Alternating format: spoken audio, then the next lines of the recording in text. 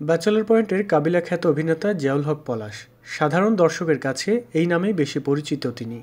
শুধু তাই নয়, তার দুর্দান্ত অভিনয়ের কারণে আসল নামটাই চাপা পড়ে গেছে অভিনেতার। ভক্তদের পাশাপাশি পরিবারের অনেক সদস্যও মাঝে মধ্যে কাবিলা নামে ডাকেন পলাশকে। এমনকি কাবিলা নামে তাকে ডাকতে পছন্দ করেন সহকর্মীরাও। সোমবার দর্শকনন্দিত এই অভিনেতার জন্মদিন। পলাশকে যখন কেউ কাবিলা নামে ডাকে তখন ভীষণ আনন্দ পান তিনিও।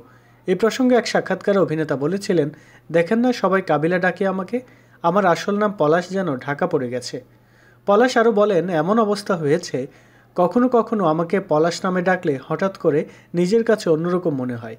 মজার ব্যাপার হলো, প্রথম দিকে আমার বাবা মা ভাবতেন তাদের দেওয়া নাম বাদ দিয়ে ছেলের নাম সবাই কাবিলা বলে ডাকে কেন, তখন তারা আমার এই নাটক দেখেননি, পরে ব্যাপারটা বুঝতে পারেন। পলাশ বলেন, বাবা মা এই ঘটনা জানার পরে তারা ব্যাচেলর পয়েন্ট দেখা শুরু করেন। মাঝে মধ্যে আব্বা আম্মাও মুখ ফসকে কাবিলা নামে ডেকে ফেলেন।